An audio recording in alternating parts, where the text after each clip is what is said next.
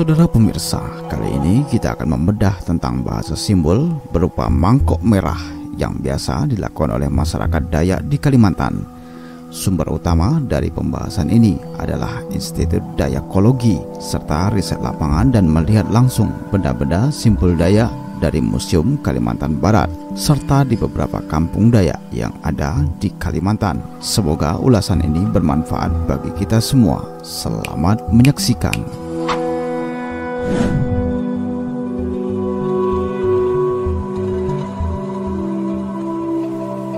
Komunikasi pada masyarakat suku Dayak tidak selalu dilakukan dengan menggunakan bahasa lisan atau tulisan.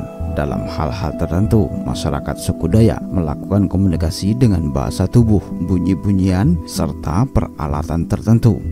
Ungkapan komunikasi suku Dayak dapat berupa gerak dan bunyi-bunyian yang berasal dari peralatan-peralatan seperti kangkoang, gong, dan sebagainya. Bunyi-bunyian tersebut digunakan untuk menyampaikan berita gembira atau duka, atau untuk memanggil masyarakat agar berkumpul di sebuah tempat yang berkenaan dengan segala sesuatu hal yang segera disampaikan. Salah satu bahasa simbol Dayak yang terkenal dan fenomenal adalah mangkok merah.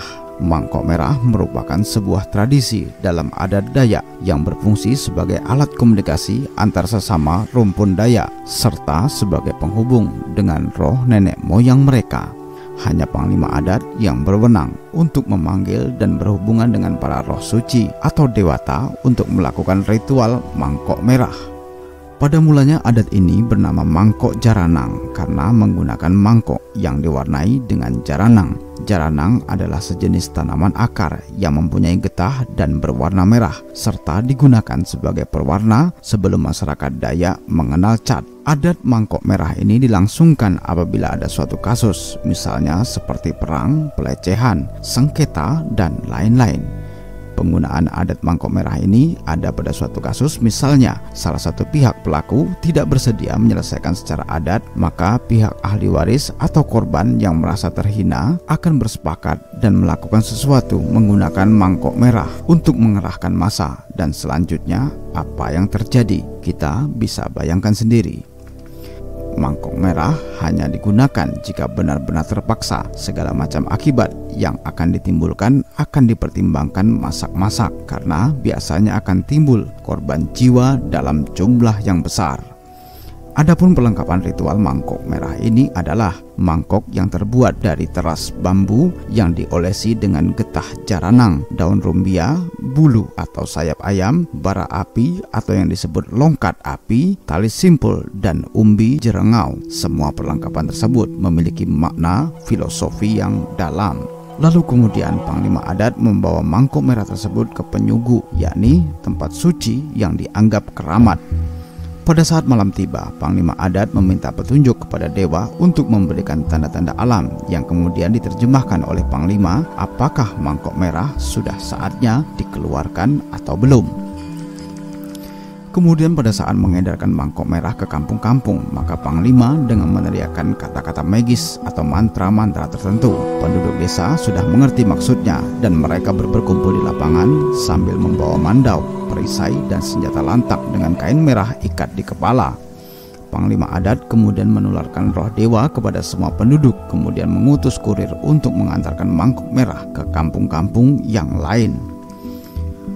Beberapa orang ditunjuk untuk menyampaikan berita. Telah diberikan arahan mengenai maksud dan tujuan mangkok merah tersebut, siapa yang harus ditemui, kapan berkumpul, dan tempat berkumpul, serta sebagainya. Semuanya sudah dikoordinasikan. Mereka tidak boleh menginap atau singgah terlalu lama. Meskipun hujan lebat atau hari sudah petang, mereka harus tetap berangkat menuju perjalanan ke tempat tujuan.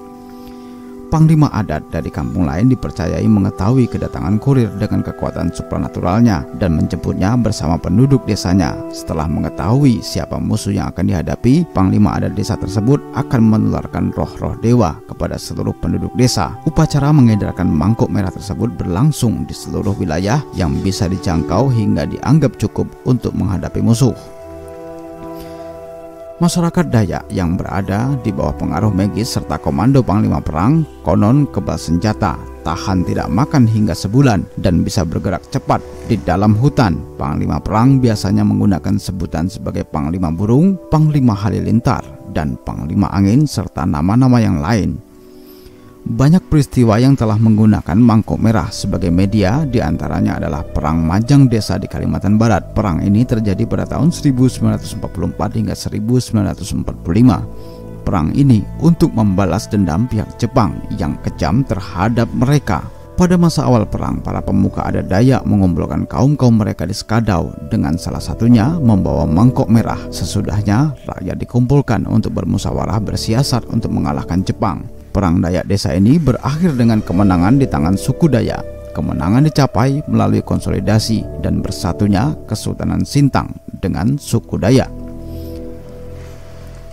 Peristiwa lain yang menggunakan adat mangkok merah adalah pemberantasan PKI di Kalimantan Barat pada tahun 1967 dan tragedi kerusuhan Sampit pada tahun 2001. Demikianlah adat mangkok merah yang digunakan oleh masyarakat suku Dayak sebagai bahasa simbol dan persatuan untuk menggalang sebuah kekuatan. Apabila mangkok merah sudah keluar, artinya keadaan sudah benar-benar genting. Semoga saja kita tetap bisa menjaga keamanan dan kedamaian ini selamanya di bumi Nusantara. Terima kasih telah menyaksikan tayangan ini, semoga bermanfaat bagi kita semua. Jangan lupa like dan subscribe.